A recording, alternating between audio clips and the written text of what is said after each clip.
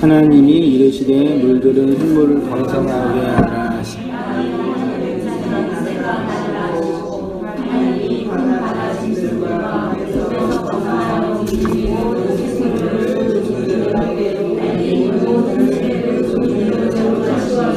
하나님이 보시기에 좋았더라. 하나님이 그들에게 복을 주시며 이르시되 생육하고 번성하여 여러 바닷물에 충만하라. 새들도 땅에 번성하라 하시니라. 저녁이 되고 아침이 되니 이는 다섯째 날이라. 아멘. 오늘을 통해 배우는 묵시복음 16번째로요. 레 아마르 말하게 하기 위하여 복주심이라는 제목으로요. 말씀 나누고요. 성경에서 신구약 성경 통틀어서 복이라는 단어가 제일 먼저 나온 구절이 창세기 1장 22절이에요. 바라크라는 복이 제일 먼저 나온 게 창세기 1장 20절이래 가지고 오늘 복 얘기를 한번 같이 또 새로운 관점으로 나누었으면 좋겠는데, 서론적으로 여러분은 성경이 말하는 복과 왜곡된 기독교가 말하는 복과, 제가 왜곡된 기독교라고 할 때는 주로 뭔지 아시죠? 예. 세상이 말하는 복이 다르다는 것을 이미 알고 계시죠? 그래서 유명한 사찰이나 대형교회에서 수많은 사람들이 기도하고 기원하는 그런 식의 기도는 이제 하지 않으시죠?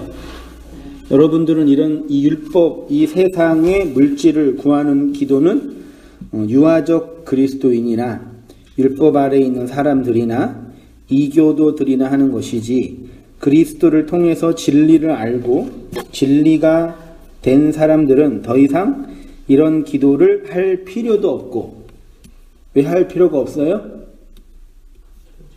해도 안 들어주시니까. 혹시 그래도 가끔 이렇게 간증하신 분 들어주신다고 간증하신 분도 계셔요? 또 할 의지도 없다고 생각하시기도 하실 것입니다. 그래서 이런 기도를 하는 사람들을 보면 정죄하고 싶으시죠. 아유, 저것들 아직도 안 됐어. 아닌가요? 우습게 보면서 일장 연설을 하고 싶을 때도 있으시기도 하시죠. 아니에요? 그런데 힘들고 어렵고 고통스러운 일이 나에게 일어날 때는 다른 사람들을 평가하듯 냉정하고 객관적으로 판단하고 해석할 수가 있을까? 내 자식이 생명의 위협 속에 있을 때, 그 어떤 도움과 해결 방법이 없을 때 하나님 내 아들 좀 살려주세요, 그런 기도, 아니 마음의 소원이 일어나지 않을까요? 얼마 안 되는 인생 속에서 깨닫는 것은 자신이 알고 있는 지식과 신념이 자신의 생활에 별로 도움이 되지 않을 때, 일상과 생활에 도움이 되지 않을 때 사람들은 그 지식과 신념과 상관없이 행동하고 판단하는 성향이 있지요. 또 자신의 이익에 따라서 판단할 수밖에 없잖아요. 행동할 수밖에 없고요. 조지신학자 중에 성경의 병 고치는 은사가 중지됐다고 가르치는 분들, 그러니까 우리 신학에서 은사가 계속되냐, 은사가 중지됐냐라는 쪽으로 이렇게 그 신학적인 논쟁이 있는데, 그 신학자 중에 성경의 은사, 고린도전서나 기타 성경에 나타난 방언의 은사, 신유의 은사, 통변의 그 은사 표현이 있잖아요. 그런 은사가 이제 중지됐다, 지금은 없다라고 가르치는 신학 교수님이 계셨어요. 그 교수님이 그런 병 고치는 은사는 이제 우리에게는 없다, 계시가 완성됐기 때문에, 되게 보수적인 입장이죠. 근데 이제 그렇게 가르쳤는데 아들이 불치병에 걸렸대요. 불치병, 현대의학으로는 도저히 고칠 수 없는 별로 희귀병이라고도 하죠. 그런 걸렸는데 어떻게 하냐면 신유 집회 데려가요. 옛날에 지금도 하나, 송기철 장로 지금도 하나요? 만나학교에서 그런 데 데려가서 머리 뒤밀고 안수기도 받게 한다는 얘기죠. 이런 신학 교수의 이율배반적인 행동에 대해서 여러분 어떻게 생각하세요? 학교에서는 은사는 중지됐어요, 더 이상 그런 신유 은사는 없는 거예요, 그거는 하나님이 하시는 게 아니에요 라고 가르치는 교수가 자기 아들이 생명의 위협 속에 있을 때 자기가 가르치는 신념과 상관이 없이 이제 한다는 얘기죠. 동의할 수 있으세요? 충분히 이해되세요? 이해는 되세요? 다 비슷하시구나. 아니 어떻게 목사님 그럴 수 있냐고. 가르치는 거랑 행동이 다를 수 있는데. 목사 강단에서는 거룩하다 얘기해놓고 가서 뒷구녕에서는 나쁜 짓 하면은 그 목사 설교 들을 수 있겠어요? 왜 땅만 보세요? 우리는 언제나 자기 자신에 대해서는 조금 이렇게 변호적인 입장에 취할 때가 있고요. 타인에 대해서는 검사적인 위치에 있을 때가 있는 것 같아요. 인터넷이나 뭐 페이스북에 목사가 뭐 개목사다, 뭐 개독교다, 뭐 목사가 먹사다 하면서 막 비난하는 분들 이렇게 보면서 목사가 필요하냐, 필요 없냐 해서 어떤 교회는 목사가 그 뭐라 그러죠? 선거를 치르는 거예요. 한번 이렇게 담임 그 뭐라 그러지? 위임을 받으면 원래 종신직이거든요. 목사 일반적으로. 요즘에는 종신직 하면 목사가 부패하고 지멋대로 하니까 어떻게 해요? 6년에 한 번씩 선거를 치르는 거예요. 그래서 뭐 전 성도의 70% 이상의 득표를 받지 못하면 어떻게 해요? 잘리는 거죠.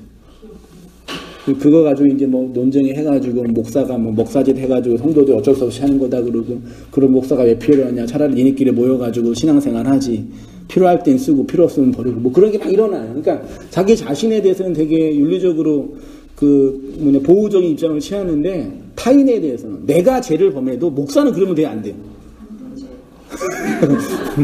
내가 좀 이거 목사는 그러면 돼 안 돼. 그게 이제 우리 안에 있는 기본적인 목사님도 사람인데. 네. 능력의 주의 종이는.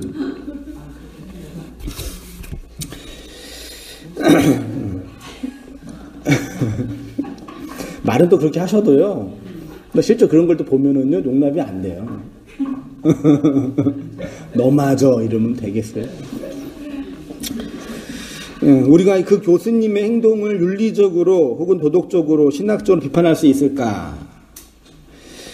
저도 이번 주에 일을 하다가 허리를 좀 삐끗해서 진통제를 먹으면서 금요일날 병원에 갔는데 의사 선생님이 무거운 거 들지 말고 오래 앉아있지 말라 그러더라고요. 주중에는 무거운 거 드는 거 일하고 주말에는 오래 앉아있는 게 내 일인데, 그 앉아있다 이랬다가 그 어쩔 줄을 모르겠더라고요. 제가 그래도 하나 자존심이래 좀 있었던 건, 몸은 튼튼해가지고 우리 집사람이 허리 아프다 그럼 도대체 왜 아픈 거야? 도대체 왜 그래? 그랬는데 아프고 나니까 이제 내가 왜 아픈지 알겠지 막 비난하더라고요. 저는 한 번도 그랬어요. 그 몸이 아프니까 설교 준비를 하는데 이렇게 몸이 너무 아프니까 손이 가잖아요. 그럼 어떻게 돼요? 저절로 하나님 제발 낫게 좀 해주세요. 너무 아파요. 그러니까 그런 기도를 저도 모르게 해요. 좀 낫게 해주세요. 좀 안 아프게 해주세요. 안 아프게 안 해주시더라고요. 그런 기도가 저절로 나오는데, 제가 하는 기도가 기복주의 기도죠. 병 낫게 해달라는 기도잖아요.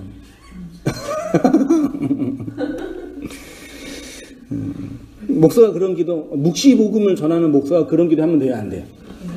아, 돼요? 아, 괜찮아요? 아, 우리 착하시라다. 어떤 분들은 목사가 하나님의 뜻과 계획이 있어서 그렇게 허리를 다치게 하셨는데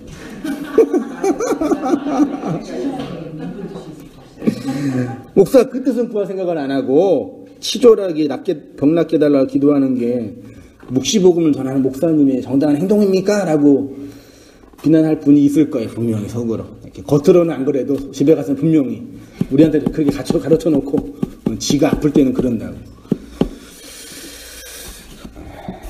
그래서 우리는 다른 사람에 대해서 평가할 때 늘 조심해야 합니다.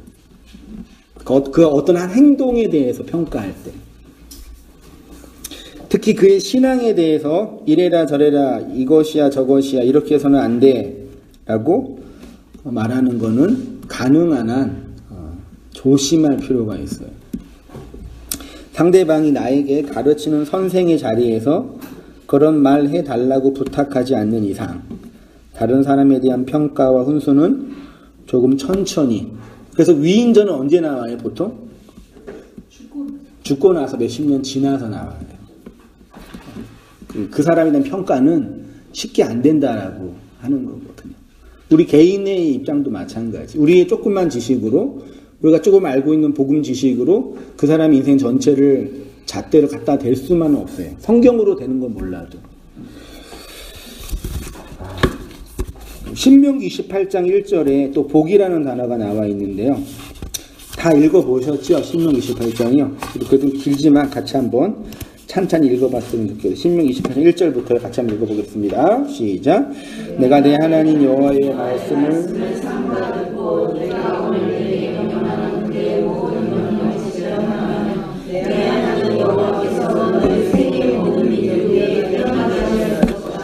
내가 내 하나님 여호와의 말씀을 정종하면 이 모든 복이 내게 임하여 내게 이르리니 성읍에서도 복을 받고 들에서도 복을 받을 것이며 내 몸의 자녀와 내 토지의 소산과 내 짐승의 새끼와 소와 양의 새끼가 복을 받을 것이며 내 강조리와 떡반죽 그릇이 복을 받을 것이며 내가 들어와도 복을 받고 나가도 복을 받을 것이니라. 여호와께서 너를 대적하기 위하여 일어난 적군들을 내 앞에서 패하게 하시리라. 그들이 한 길로 너를 치러 들어갔으나 내 앞으로 7길로 도망하리라. 여호와께서 명령하사 내 창고와 내 손으로 하는 모든 일에 복을 내리시고 내 하나님 여호와께서 내게 주시는 땅에서 내가 복을 주실 것이며 여호와께서 내게 맹세하신 대로 너를 세워 자기의 성민이 되게 하시리니 이는 내가 내 하나님 여호와의 명령을 지켜 그 길로 행할 것임이니라. 땅의 모든 백성이 여호와의 이름을 너를 위하여 불리는 것을 보고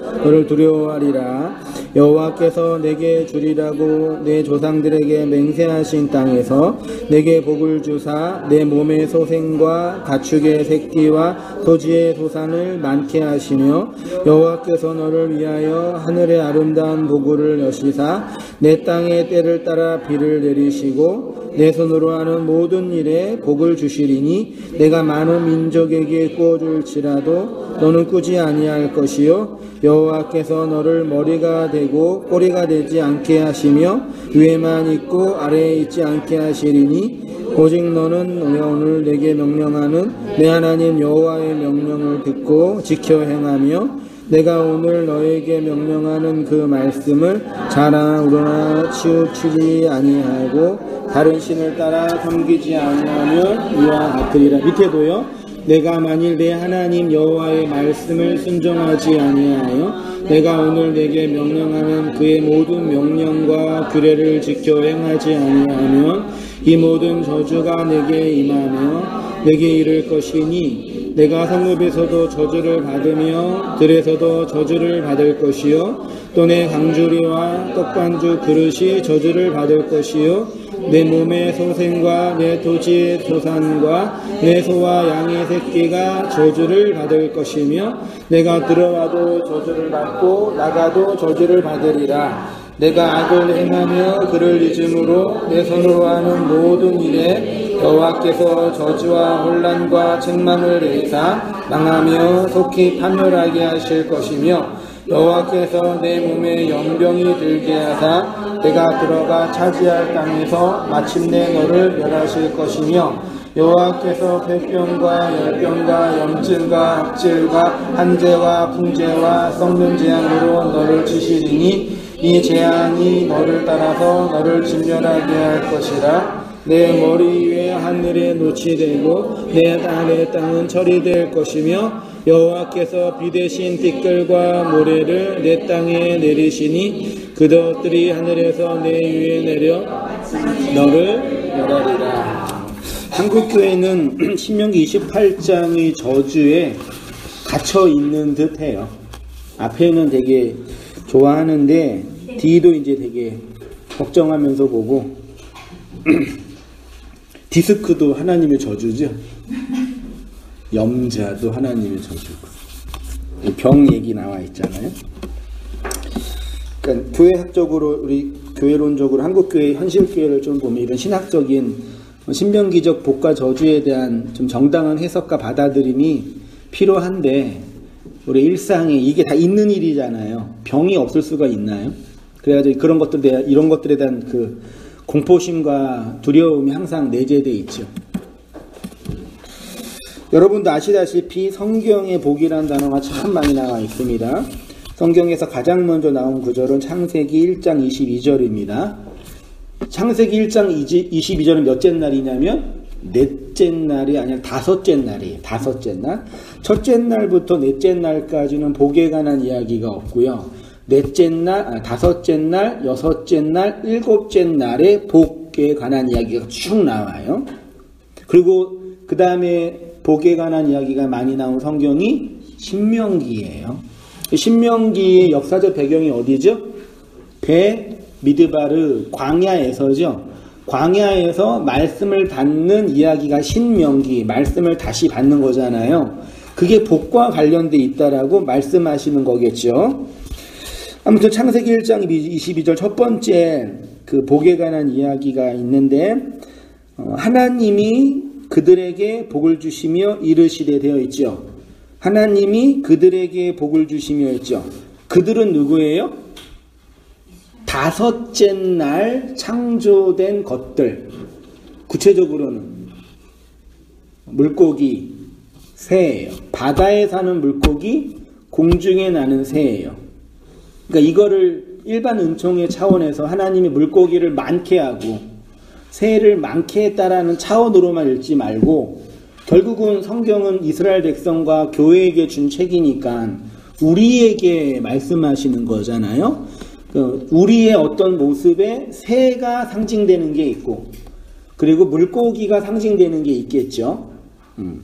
그런 측면으로 보자. 그게 제가 보고자 하는 성경 관점이에요. 그래서 이거를 원문으로 보니까 원어 이렇게 히브리어 있죠. 원문. 사실 원문은 없는데 그냥 표현이에요. 원어로 보면 그 바레크 맨 앞에 있죠. 5개 모음이요. 그 다음에 오탐, 엘로힘, 그 다음에 레, 아모르 이렇게 되어 있어요. 바레크는 배는 접속사 그리고 그 다음에 바레크는 그 피엘 미완 3인칭이라고 되어 있는데 이게 복주다예요. 3인칭 단수니까 히브리어에는 동사 안에 주어가 내포되어 있거든요. 그래서 그가 복 주셨다. 과거가 아니라 완료, 미완료니까 복 주신다. 그가 바라크 하신다예요. 그가 복 주신다. 그는 누구예요? 하나님인데 뒤에 두 번째, 세 번째 엘로힘이 있죠.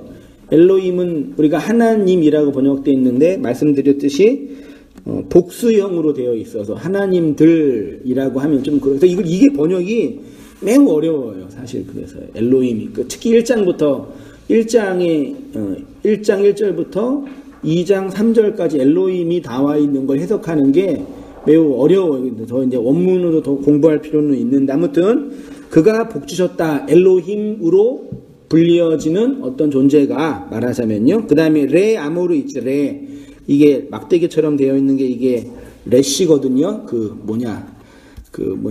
막대기 지팡이. 근데 이게 전치사예요. 전치사로 어디를 향해라는 방향을 의미할 때가 무엇을 위하여라는 그 뜻으로 사용이 된 전치사에서 아모르는 아마르 들어봤어요?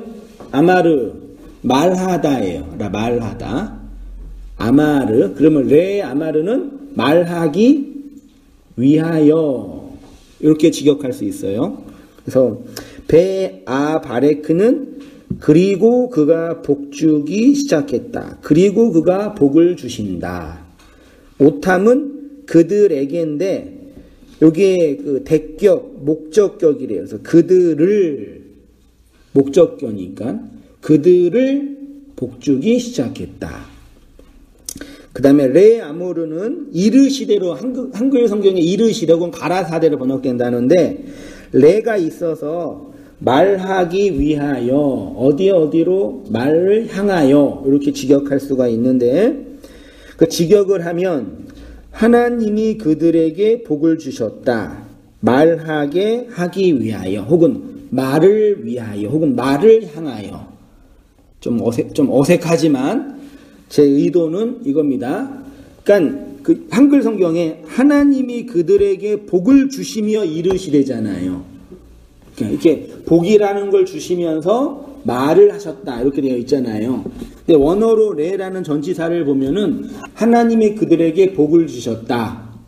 말하게 하기 위하여. 직역하면 제 해석으로는요. 보세요. 그러면 복 주신 내용은 무엇이냐? 생육하고 번성하고 충만하게 하기 위해서 복을 주셨습니다. 한글 성경엔 어디에 생육하고 무엇으로 충만하고 무엇으로 번성하기 위해서 복을 주셨다고 하셨는가? 생육하고 번성하여 어디에요? 여러 바닷물에 뭐라고요? 여러 바닷물이 여러 개 있어요? 바닷물이 여러 개 있어요? 바닷물에 충만하라 원어로 보면 에트, 하, 마임 들어보셨죠? 물 하는 정관사 배, 야밈. 배는 어디 안에 전치사, 야밈은 바다에. 다 복수형이니까 직역하면 그 바다들 안에 그 물들을. 바다가 뭐예요? 야밈. 바다가 물이에요? 물이 바다예요? 헷갈리기 시작하십니다. 바다가 어디 있어요?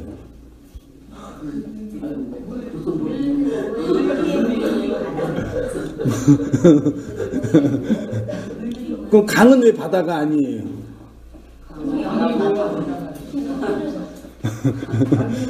이게 문법적으로 말이 이상하잖아요. 물은 뭐고 바다가 뭐예요? 물이 모이면 바다예요? 근데 언어에는 바다와 물을 구분해요. 원문에는 그 바다들 안의 그 물들. 그쵸? 그럼 이제 요거를 상징적으로 은유적으로 해석하면 성경에서의 바다는 뭐예요? 온갖 잡것들이 다 모여 있는 거예요. 특히 이제 물고기들이 사는 곳이죠.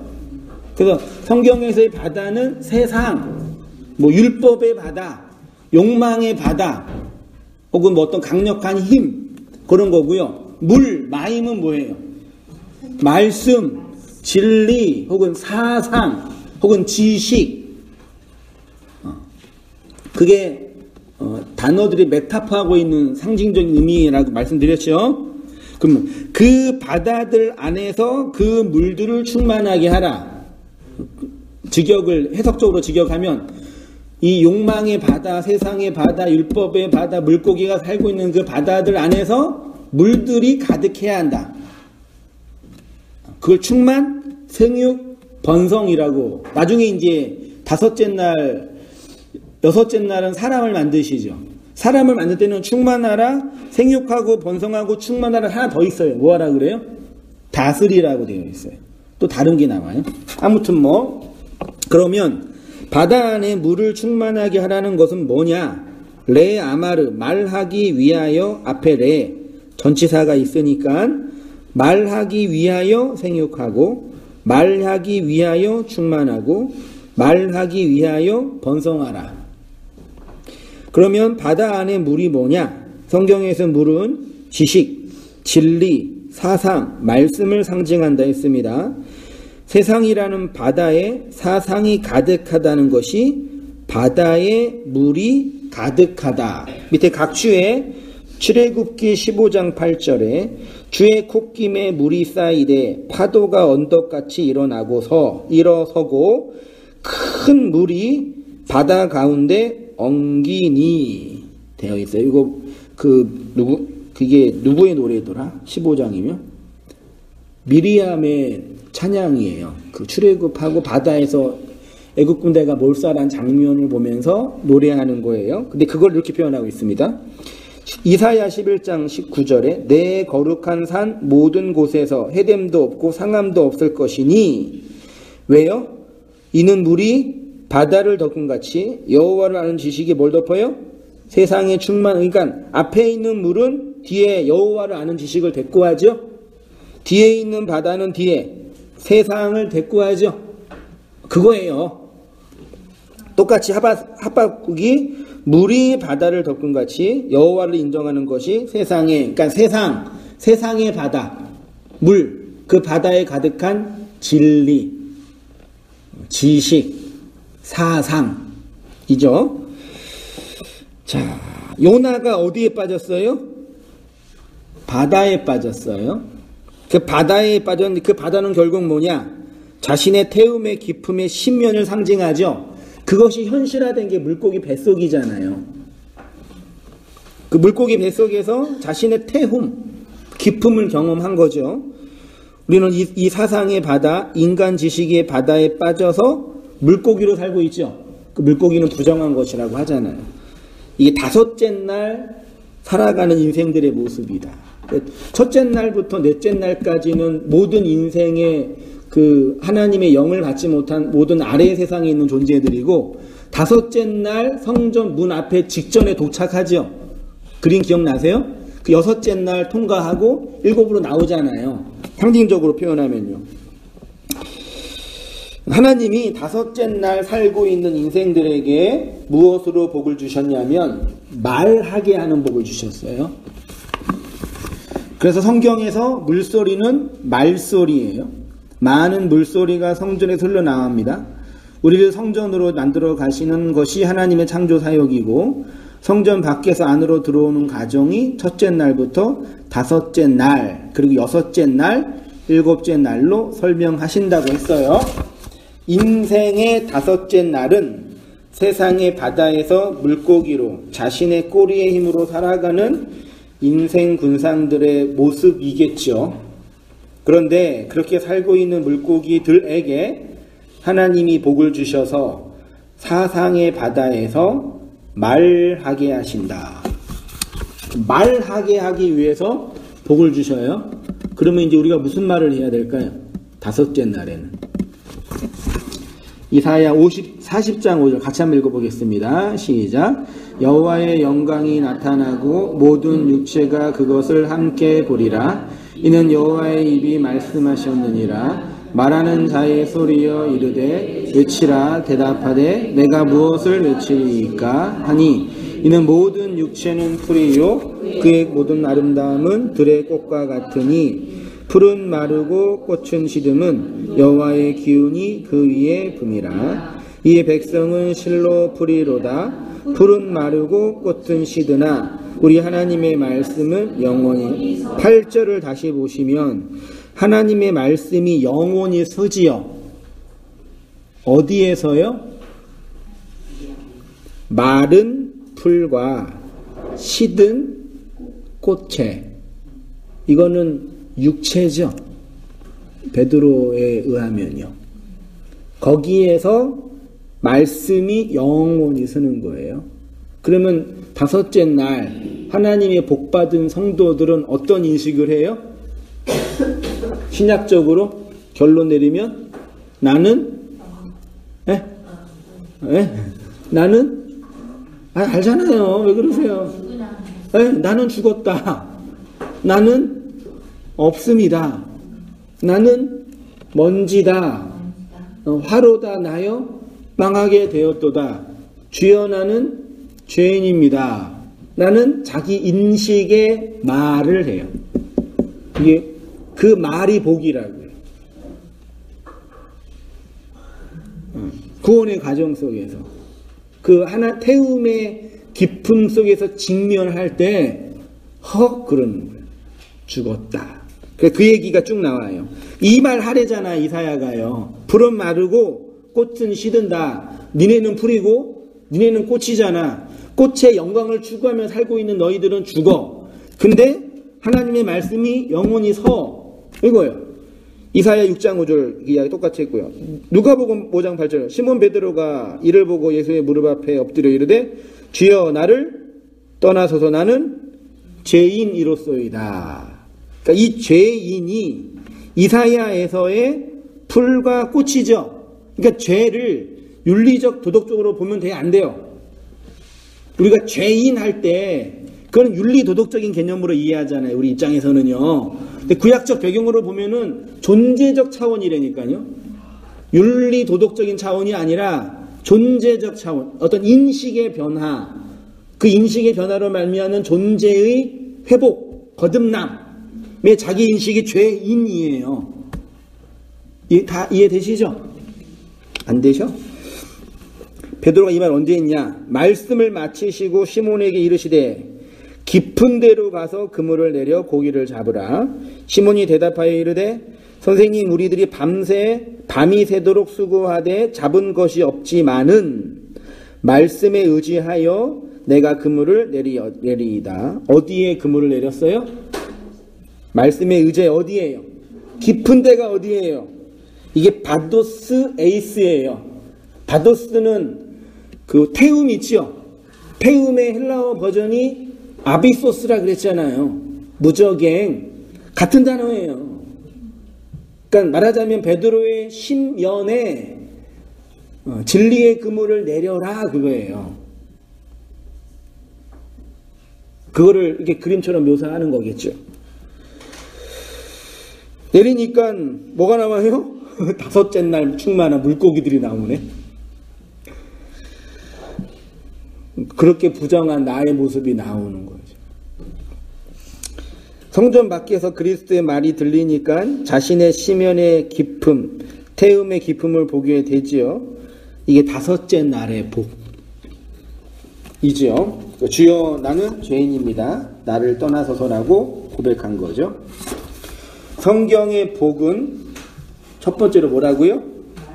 말하는 복이에요. 성경의 복은 무슨 복이라고요? 말하는. 말은 뭐예요? 속에서 나오는 소리예요. 속에서 흘러나오는 물이에요. 그 속에서 뭐가 나와요? 물이 흘러나오잖아요. 예수님께서 배에서 생수의 강이 흘러넘친다 그랬잖아요. 받는 것보다 뭐가 복이에요? 주는 게 복이라 그랬잖아요. 내 안에서 흘러나오는 게 복이라고요.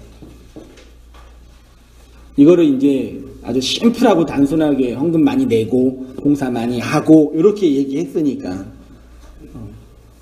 그건 맞아요. 나오는 거니까. 말을 못하면 어떻게 돼요? 에? 막 속에서 이게 있는데 말을 못하겠어요. 그럼 어떻게 돼요? 느낌이 어떠세요? 답답하고 짜증나고 속에서 막 부글부글 그러죠. 그렇게 되다가 나중에 어떻게 돼요? 나 무슨 머리 아픈데. 찌릿찌릿. 그 뚜껑 열리면 터져서 죽는 거잖아요. 그렇죠. 성경에 터져서 죽은 사람이 누구예요? 속이 터져서 죽은 사람이 누구예요? 유다.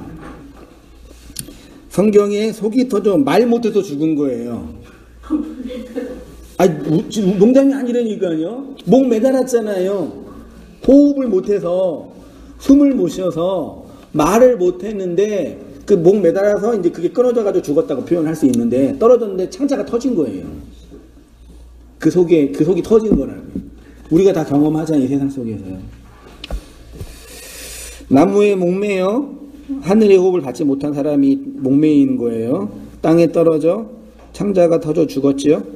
여섯째 날을 통해 일곱으로 들어가지 못한 자의 상태가 말 못하여 속이 터져 죽는 거죠. 그게 성경이 말하는 저주예요. 말 잘하려면 어떻게 해야 돼요? 잘 듣는다는 걸 그 인식론적인 표현이고요. 심플하게 이해하면 잘 먹는 거예요. 아까 신명기에 복 있잖아요. 저주 있죠. 핵심이 뭐예요? 하나님이 복 줄 때 뭘 준대요? 양식, 먹을거리를 주는 거고, 저주할 때는 양식, 먹을거리를 안 주는 거예요. 그게 인식론적으로 안 들리는 거예요. 들리는 게 복이라 그러잖아요. 저는 진짜 느끼는데요. 사람들이 안 들어요. 어떤 것만 들어요? 자기가 듣고 싶은 얘기만 들어요. 난 진짜 놀랬다니까요. 우리 애들도 막 딴짓하다가 야! 담비야, 결이야 부르면 대답해 안 해요. 그 아빠가 기분 나쁘잖아. 너 내 말을 안 들으니까. 뭐라 그래? 안 들렸어요. 그래. 뭐 하느라고? 휴대폰 하느라고. 게임하느라고 아빠 소리가 안 들려요. 그리고 이렇게 강연을 하고 설교도 하잖아요. 어떻게 들어요? 자기 인식 체계로만 들어요. 그래서 사람들이 기복주의, 저는 진짜 이해가 안 됐거든요. 어떻게 이런 교회, 이렇게 설교하는 목사의 교회 이렇게 클 수가 있을까? 부러워서. 또 한 가지는 이런 설교를 하는 목사의 설교를 들으면서 앉아있는 성도들이 이렇게 이것도 있을 수 있을까? 뭐 웬만한 사람이 그냥 박사, 교수 다 있어요. 그러니까 상식적으로 볼 때 말이 안 되거든요. 근데 앉아서 들어요. 저는 다 듣는 줄 알았거든요. 이분들이 다 저 목사 일 듣는 줄 알았어요. 착했죠. 순수했죠. 근데 지금 보니까 들어요, 안 들어요? 그러니까 30년, 40년 다닐 수가 있는 거예요. 왜? 그거 안 듣고 자기 일 하니까, 거기에서 성가대도 하고 교사도 하고 봉사도 하니까 안 들어도 충분히 할 수 있단 말이에요. 그걸 내가 요즘에 깨달아요. 옛날에 몰랐어요. 제 속에서 막 열불이 나는 거 이해가 안 됐어요. 너는 엄마 아빠는 이게 들려? 이게 무슨 말인지 알겠어? 근데 상관이 없대. 우리 부모님들은. 근데 우리 부모님이 우리 말하자면 어른들의 스탠다드잖아요. 그냥 자기한테 필요한 얘기, 도움이 되는 얘기는 잘 듣고, 그렇지 않는 건 이게 세상에 살면서 그렇게 되나요? 스킬이 생기는 것 같아요. 이렇게 이게 능력이 딱 생겨서 인식체계 그래야지만 살 수 있는. 근데 교회에서 그걸 잘 배우는 것 같더라고요. 그래서 안 들어요. 근데 복음 뭐예요? 언젠가 어느 순간 나의 심연의 태움 속에 뭐가 들리기 시작하는 거예요. 그러니까 직면하는 거죠. 그것에 대한 작용이 말하는 거예요. 나는 죄인입니다. 나는 없음입니다. 나는 풀입니다. 그리고 당신의 말씀이 씁니다. 요 인식. 다섯째 날의 복이에요. 그래서 예수님께서 이 땅에 오셔서 행하신 일 중에 하나가 말 못하는 사람들을 고쳐주신 거죠. 말 못하는 병이 있어요? 혀가 잘리지 않는 이상은 말 못하는 병은 없죠. 자폐야, 실어증, 요거는 말 못하는 게 아니라 어떤 충격과 병 때문에 말하는 인식을 잃어버리는 거죠. 속에서는 다 말해요. 마태복음 9장 32절 그들이 나갈 때에 귀신 들려 말 못하는 사람을 고대 시대는 귀신 들렸다고 표현하네요. 악한 말에 사로잡혀 있는 거죠. 귀신이 쫓겨나고 말 못하는 사람이 말하거늘. 마태복음 12장 22절에도 말 못하는 사람이 말하며 마태복음 15장에서도 말 못하는 사람을 고치신다. 그럼 이제 중요한 문제가 말을 잘한다라는 게 뭐냐? 이미 답은 다 드렸는데 말을 잘한다는 게 뭐냐? 그런 질문이 나오죠. 잘 정리하세요. 우리 중 어떤 분들은 어떤 집사님처럼 성경의 지식이나 복음의 지식을 묵시복음의 이 탁월한 정보, 첫째 날, 둘째 날, 숫자의 의미, 상징의 의미 있잖아요. 그런 걸 유창하게 말하는 것이라고 생각하죠. 그러면 저는 그런 말을 못하니까 가룟 유다의 상태에 있지 않냐. 그러니까 영등포 온당교회 우리 성도님들, 그러니까 새로 오신 분들은 아니지라도 기존 교회 그동안 다녔던 분에서 새롭게 개척돼서 이제 한승희 목사 설교를 듣는 분들, 제 개인적으로 이렇게 인식하고 판단할 때 어떤 게 있냐면요. 영적인 계급, 영적인 수준? 저분은 높고 나는 낮고 이게 깔려 있었던 느낌이 있어요. 이게 그전 교회에서 배운 거죠. 배웠다기보다는 자연스럽게 습득한 거죠. 나는 영적으로 좀 미숙하고 저분은 영적으로 뛰어나고. 그게 그렇게 말하는 게 아니라 여러분이 말씀을 들으면 암암리에 그게 깔려 있어요. 식민지 사관이에요. 율법이 갖고 있는 힘이라니까요. 그래서 저분은 뛰어난 어떤 해석 능력이 있고 나는 좀 이렇게 덜 뛰어나고 이런 그게 알게 모르게 적응되고 세뇌당한 거 그런 게 느껴졌어요. 여러 말씀 나눌 때 왜 그러지? 뭐가 저렇게 만들었지? 얼마나 무서워요, 사람이. 저도, 그러니까 이거는 인간 심지어 똑같다니까요. 그럴 수밖에 없었겠죠. 그렇게 들었으니까. 그렇게 내가 편했으니까. 대한민국에서 말이 가장 많은 곳이 정치계지요. 정치인들을 말하는 사람들이에요. 그 다음에 말이 많은 곳이 교회예요. 지역교회. 일반적으로 말을 잘한다는 것은 두 가지가 전제되어야 한다. 제 해석입니다. 첫째는 삶. 둘째는 지식이에요. 이것은 진리와도 관계 있는데 말을 잘한다라는 것은 삶과 지식의 연결이다. 이 연결을 못하면 가룟 유다처럼 속이 터져 죽습니다. 심령이 터져 죽습니다. 말 못해서 죽는 것이 저주고 말을 하여 삶과 지식을 연결하는 것이 복입니다. 그러니까 어제도 9시인가 10시에 모르는 전화번호가 갑자기 전화 와가지고 갑자기 어떤 여자 성도님이 부산에서 말씀 듣고 있는 사람인데 예레미야 강해 설교 중에 이 말씀을 하셨는데 그 다음 구절을 왜 말씀 계속 안 하셨냐고. 저 옛날 설교니까 까먹어. 그랬냐고. 왜 그러시니까. 그 다음 구절이 뭔지 모르겠어 죽겠다고 그러는 거예요. 그래서 제가 죄송하다고 원문을 봐야 될 것 같는데 지금 시간이 없어 묻는다고. 그분이 속이 터져 죽겠대요. 그러니까 그 말씀의 의미가 정말 몰라서 속이 터져 죽을 수도 있겠지만 또 다른 의미도 있겠죠. 말하자면 말 못하여 해석되지 못한 현실에 대한 답답함이겠죠. 그런 거예요. 해석되지 못한 말씀에 대한 답답함은 해석되지 못한 삶에 대한 답답함이라니까요. 그렇지, 그런 분도 계시더라고요. 제가 충분히 도움을 못 드려서 죄송하다고 끊었는데,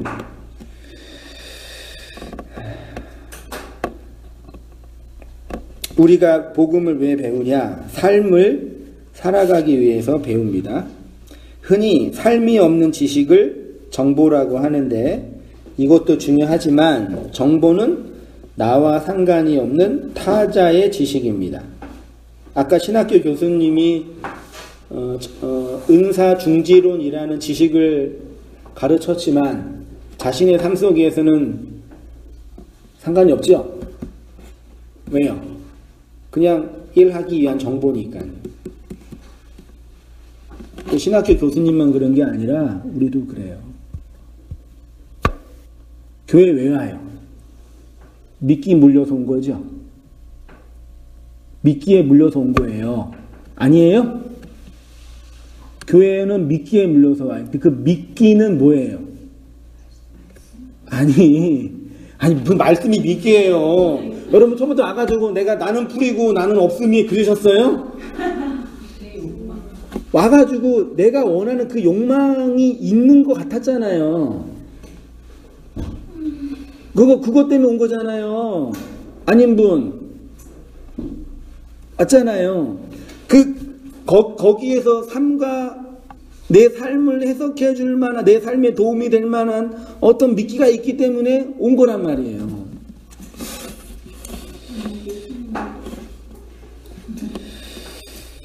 그 지식이 나의 삶에 관여할 때 진짜 지식이 됩니다. 현대 사회는 이미 정보와 속도와 양이 엄청나서 새로운 정보와 새로운 지식을 배우는 것보다 이러한 정보와 지식을 어떻게 융합하느냐가 중요한 시대가 되었습니다.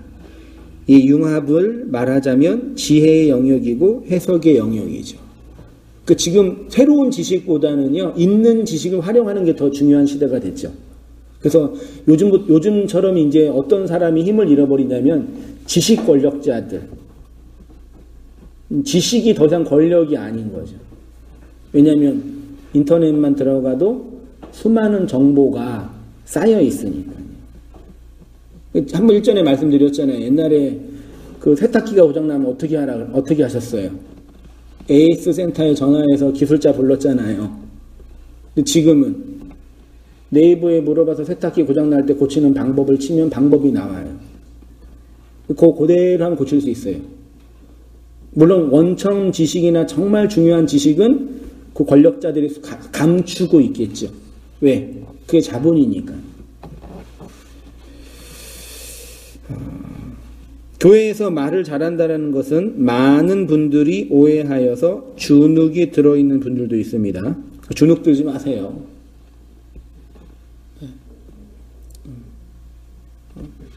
더 많이 배우고 더 많이 시간을 할애해서 더 많이 하는 거니까요. 소위 말 잘하는 분들의 간증이나 해석을 들으면 나는 저렇게 말하지 못하는데 난 찌그러져 있어야지. 결론부터 말씀드리면 묵시복음 안에서 말 잘한다는 것은 많은 정보를 내가 알고 있는 것과는 상관이 없다. 물론 중요합니다. 그것도 없어가지고 헤맬 때가 있으니까요. 신학교 교수가 정통 신학의 정보를 많이 알고 있어도 자신의 삶의 결정적인 영역에서는 그 정보와 상관이 없게 되는 것을 생각하죠. 그래서 하나님의 은혜가 우리한테 경험될 때 핵심적인 게 뭐냐면요.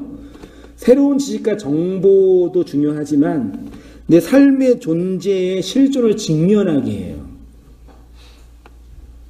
제 경험으로. 많이 배우고 새로운 지식이 들어올 때가 언제냐면 내 삶의 결정적인 영역에서 그걸 직면할 때 그게 들어온다니까요. 전에는 안 들렸는데 지금은 들리잖아요. 왜요? 삶의 영역에서 어떤 전환이 내 안에 있었기 때문에 가능하다니까요. 그 말을 제가 삶을 잘 살아내야 된다. 그런지 흔히 표현을 일상이라고 표현하죠. 일상의 삶을 살아내는 것. 근데 교회 다니는 분들이나 종교에 있는 분들은 일상의 삶은 저급한 거고 그 다음 더 뛰어난 어떤 걸 해야 한다라는 그런 이 세뇌의식이 있는 것 같아요. 일상의 삶을 잘 살아나는 게 중요해요. 그 이단이나 광신주의자들은 뭐 해요?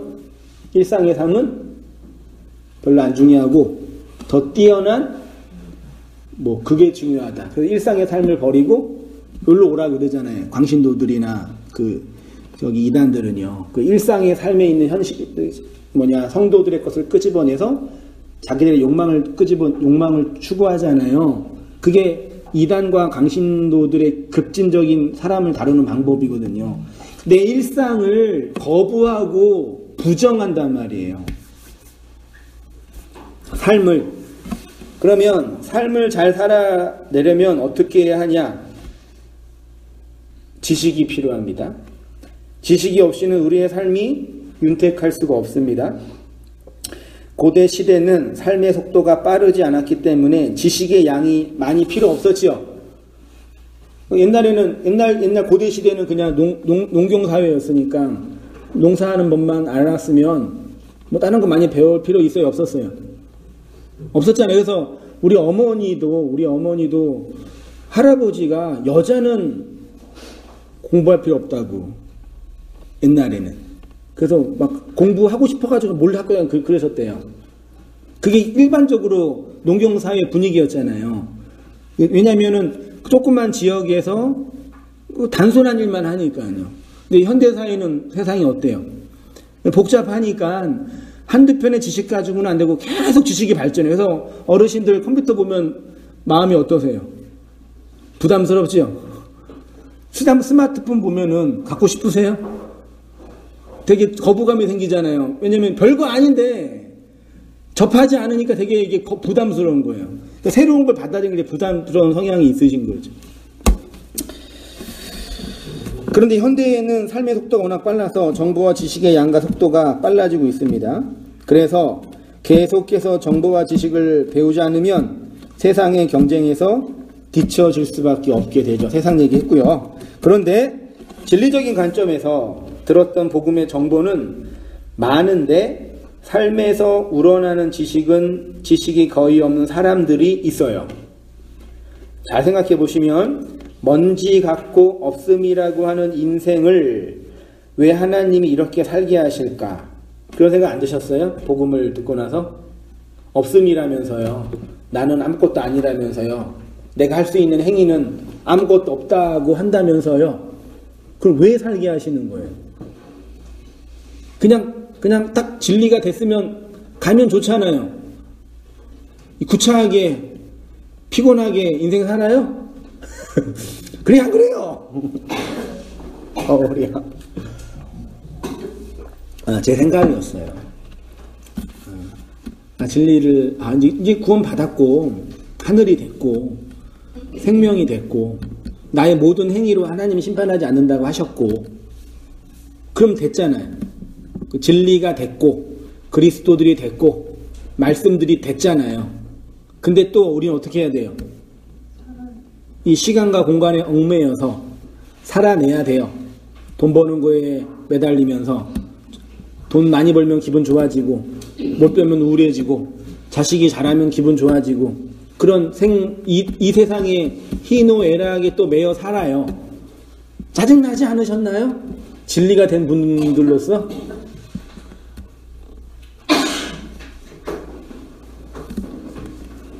임건사님? 왜 도망가세요?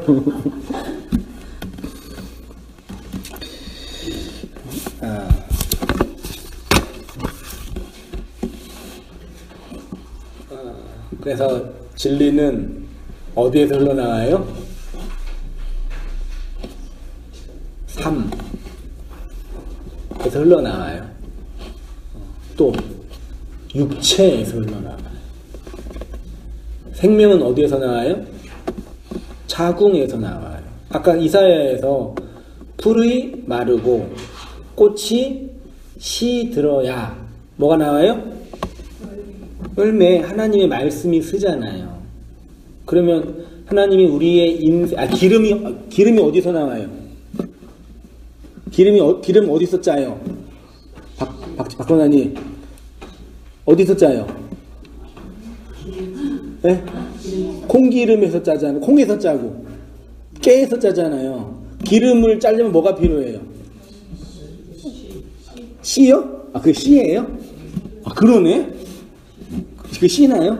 그거를 짜야지 나오잖아요. 기름은 그거를 원액이라고 하고 그거를 우려낸다 그러죠. 그럼 하나님 우리의 인생을 왜 주셨어요? 우려내려고, 짜내려고.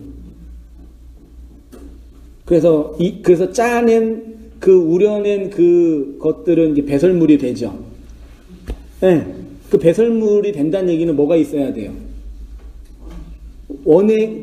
짜낸 것이 있어야지 배설물이 나오잖아요.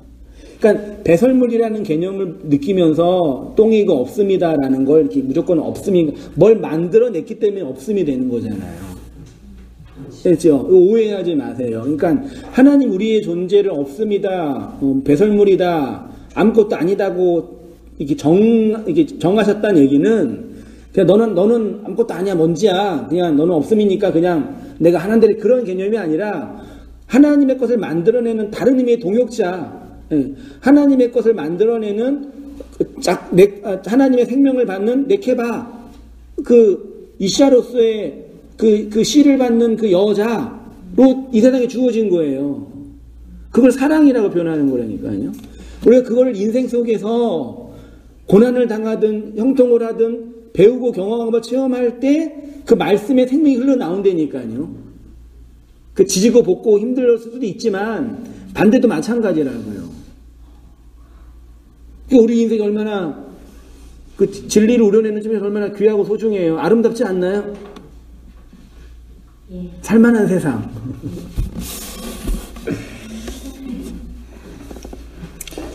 살아내는 삶이 우리에게 없으면 진리의 말이란 없습니다. 그래서 하나님이 천사에게 복음을 주시지 않고 누구한테요?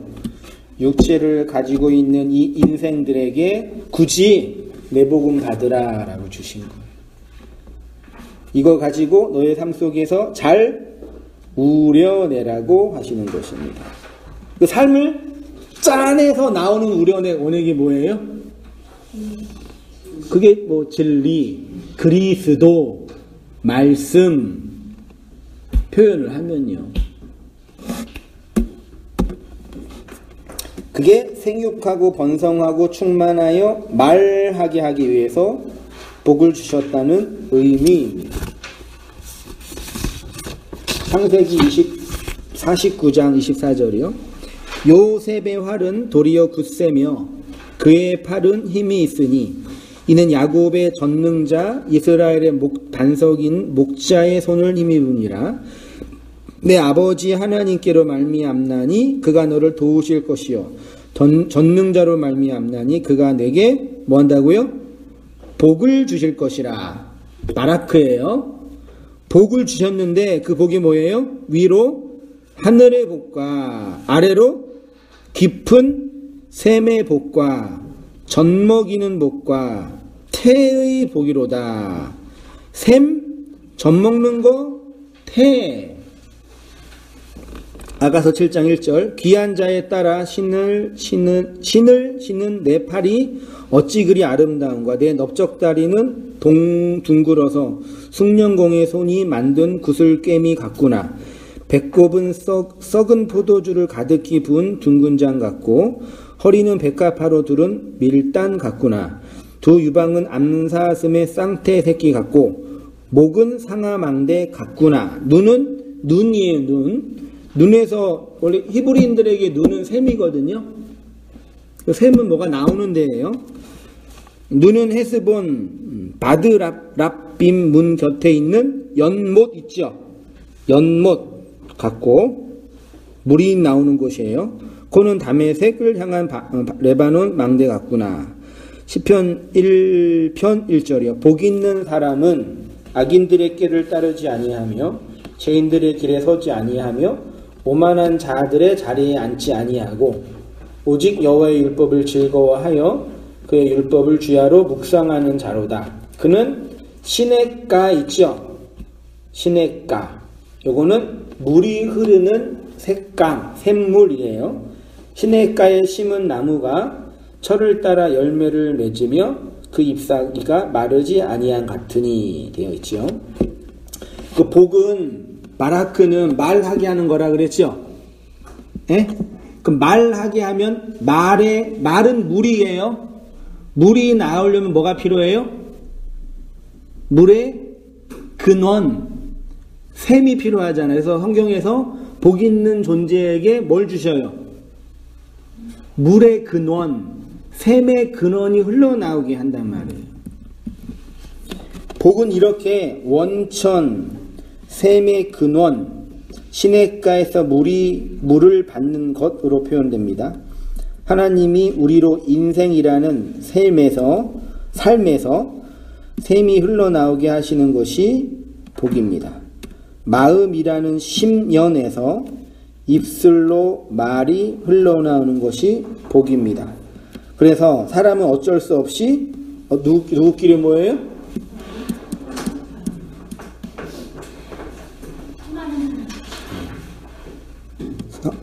말이 통하는 사람들과 뭐예요?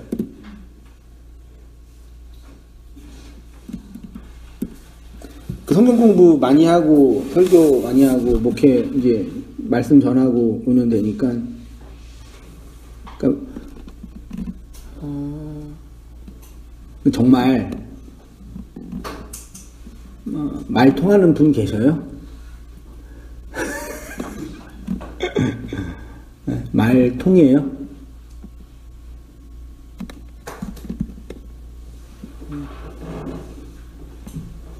그 말과 이 말이 통하냐고요. 여러분 말과 제 말이 또 여러분 말과 여러분 말이 통하냐고요. 현실교회와 지역교회는 그 말을 통하는 걸 배우는 거죠. 그 말이 합치될 수 있는 가능성들을 배우는 거죠. 그래서 어느 부분에서는 통하지만 어느 부분에서는 안 통하죠. 통한 데가 있어요. 그렇지만 또 하다 보면은 나랑 다르네 그럴 때가 있단 말이에요. 왜요? 왜 달라요? 졸리세요? 왜 달라요? 먹는 게 다르니까. 인식 체계가 다르니까. 되게 중요해요. 그러니까 교회의 일치, 신학의 일치는 이 말의 일치랑 똑같아요. 근데 세상은 말로 일치해요? 아니에요. 뭘로 일치해요? 힘으로 일치해요. 율법적 체계로요. 그래서 되게 안정적인 세상이에요. 율법적 체계로 딱 일치, 힘, 권력자를 딱딱딱 하니까요. 묵시복음은 그걸로 일치 못해요. 뭘로 일치해요? 말로 일치. 그래서 오시는 분들이 말이 안 통하면 어떻게 해요? 날아가세요, 다시. 그래서 이게 뭐 정죄하거나 사랑하거나 저도 그래도 전통교회에서 한국에서 그래도 보수적이고 윤리적으로 도덕적으로 신학적으로 괜찮은 신학에서 훈련 받고 교회에서 훈련 받아서 목회가 됐는데 기본적으로 베이스가 그런 개혁주의 신학에 그게 있어요. 그래서 목양, 훈련, 성도의 돌봄 이런 거에 대한 기본적 이해가 있어서 성도들을 돌보고 사랑한다는 게 뭔지 알고 배웠어요. 그래서 신방도 좋아했고 그리고 사람들 상담하는 것도 좋아하고 했어요. 근데 이제 시간 지나고 나서 느끼는 게 뭐냐면 아무리 해도 말이 안 통하면 이게 안 되더라고요. 나 너 사랑해. 내 뭐 해줄까? 막 지랄 발각을 해도 말이 안 통하면 안 돼요. 근데 만난 적도 없고 이름도 모르고 그분의 사연도 몰라도 그 말이 통하면 어쨌든 들어요. 그 말은. 그 말이 돌보는 거고 그 말이 목양하는 거더라고요. 말씀이. 그러니까 영등포라는 이 조직에서 이 이름으로 모여서 저도 그렇고 여러분도 그렇지만 그 말을 그 하나로 어떻게 하면 일치하고 고민하냐가 현실 교회를 운영하고 섬기고 참여하는데 가장 중요한 화두예요. 근데 이 묵시복음을 들었던 분들이 이러한 교회적 경험이 별로 없어가지고 기복주의나 왜곡된 교회에서 그런 교회에서 아니라고만 배워서 또 교회로 모이는 거잖아요. 어쨌든 모여서 지지고 볶으면서 헌금도 내야 되고 물건도 사야 되고 오늘도 이거를 동그랗게 해야 되냐 이걸 이렇게 해야 되냐 그런 고민을 해야 돼. 현실의 고민이잖아요. 그런 걸 할 수밖에 없는데 아니 권사님 왜 이렇게 일자로 하시냐고 이거 동그랗게 해야지 누가 그러면 어떡할 거예요. 왜 그런 식으로 교회를 하냐고 그럴 수 있잖아요. 그게 우리의 모습이란 말이에요. 그럼 복음과 상관이 없이 또 다른 인생의 모습이에요. 그런 걸 다 인정하되 그 말로 어떻게 일치를 이루냐 그 힘쓰냐 하나가 된 그것을 하나가 된 그게 있죠. 다 다르지만 경험한 게 다르고 들은 게 다르고 먹은 게 다르지만 하나가 된 그게 있죠. 그걸 어떻게 힘쓰냐가 제일 중요하다니까요. 그 말이 통하려면 뭐 해야 돼요? 함께 먹어야 돼요. 함께 먹는 걸 뭐라 그래요? 먹는 사람을 찻배래요? 함께 먹는 사람을 뭐라 그래요? 아, 썼잖아요. 좀 왜 다 끝났다고 하는데 막 정신 오시는 거예요? 가족은 뭐예요? 가족과 식구가 같아요? 달라요? 가족은 한 공간에 혈통적으로 모여있는 거고 식구는 함께 밥 먹는 거예요. 그 옛날 우리나라 어른들이 밥상머리 그렇게 중요하게 여기던 거예요. 식구인데 밥을 같이 안 먹으면 가족인데 밥을 같이 안 먹으면 요즘엔 밥 같이 안 먹죠? 그거 다 딴 얘기 하잖아요. 서로. 그러니까 밥이라는 걸 함께 먹는 그 현실에 우리는 공동의 밥을 함께 먹는다는 공동체 의식이 있었잖아요. 그러니까 하나님 우리를 불러놓고 뭐 하시는 거예요? 함께 밥 먹는 거에서 시편에서도 주께서 원수의 목전에서 상 차려주시고 그랬잖아요. 밥을 함께 먹는 거, 너와 내가 함께 밥 먹는다라는 얘기는 되게 이게 뭐예요? 지금도 그러잖아요. 그 대통령이 문재인 대통령이랑 만나가지고 뭐해서 함께 만찬했잖아요. 밥 먹는 이게 되게 언약적 의미가 있는 종교적인 가치에 대한 내려는 지금도 그래요. 그러니까 물리적인 뿐만 아니라 영적으로 보세요. 함께 공동의 밥을 함께 먹는 게 제일 중요하다니까요. 그때 우리가 식구구나, 하나를 함께 먹는구나를 자각하면서 하나 된 그것을 힘써서 배우는 거고, 그거는 함께 하나의 말을 배워가는 거예요. 그게 현실교회, 지역교회의 교회론이에요. 말하자면요. 신명기 28장의 복의 핵심은 뭘 준다는 얘기예요? 먹을거리, 먹는 거를 철학적으로 말하면 인식한다는 얘기예요. 그 배운다라는 얘기죠.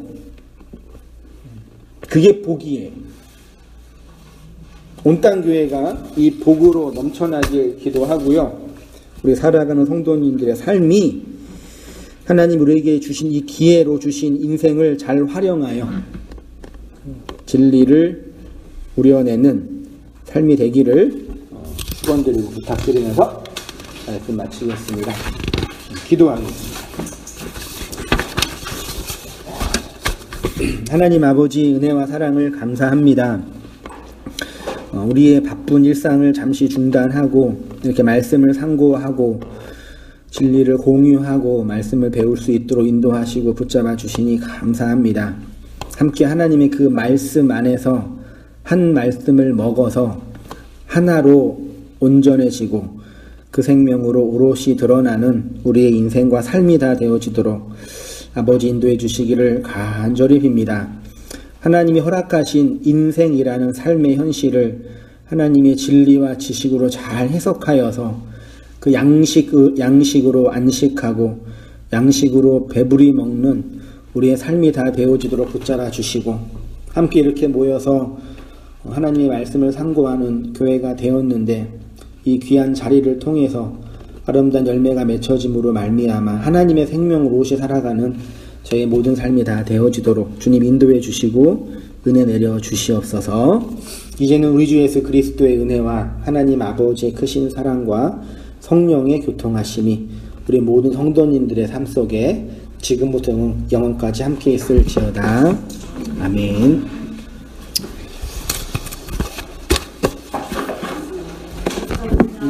간식은 어떻게